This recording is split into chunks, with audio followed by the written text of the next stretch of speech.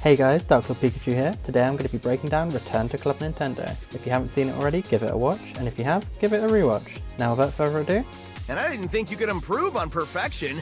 For so much of the first video, the shots were a lazy afterthought, just a stationary camera with a flat background. There was no sense that it was a real place or where anything was in relation to each other, something I've struggled with before. General animation quality would naturally improve with time, but my shot selection I had to actively work hard at to improve, and that's what I set about to do with this video. Should be a good warm-up. Right from the start I drew up a rough floor plan to show where everything is in relation to each other. With a couple of exceptions, I shot from the same general direction into the club, and made the fourth wall cardboard so it'd be clear whenever I flipped sides. In reality, the set was just 3 box files, a sheet of cardboard and some black card, but by planning out the in-universe layout of the club and where each character would be, I was able to easily take down and recreate bits of the set between shots, as if it was all one massive imagined set. For more busy shots, I also used the floor plan to plan the angles I wanted to shoot from and ensure continuity between the setups. It was a load of work, but I'm really proud of how it turned out. Blue's definitely in style right now.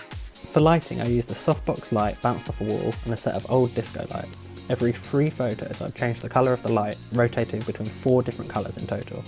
It was important that the lights kept the same order and timing, as it's jarring when a pattern's broken, so I made sure to keep this in mind while shooting. This did mean I had to decide whether I was animating on 1s or on 2s in advance, not in the edit. It's about to get a little complicated. In a 30fps project file, shooting on 1s means that there's a new photo shown on screen 30 times every second, while shooting on 2s would mean a new photo shown 15 times every second, for twice as long. The majority of this video was shot on 2s, each photo lasting for 2 frames and the colour of light changing every 3 photos. This meant if I was going to animate a section on 1s, I had to adapt and change lights every 6 photos instead, or else things would get a bit seizure-y with the quick flashing lights.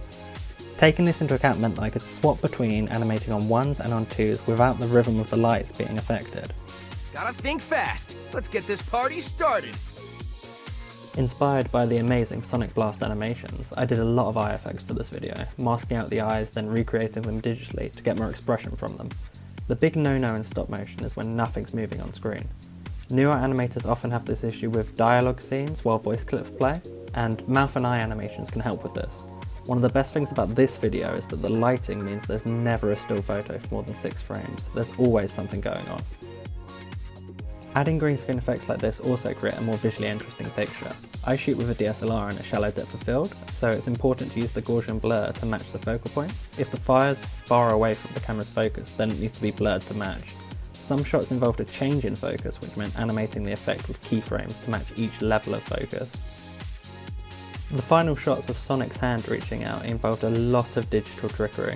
The Jack's Sonic hands kinda suck, so I wanted to digitally replace them with the hands of a Figure Arts Mario, but it was super important that I matched the lighting perfectly, as it would completely distract from the shot if it didn't look 100% genuine. This meant shooting the Jack's reaching out, the Mario hand on a stand in the same position, and a clean background plate.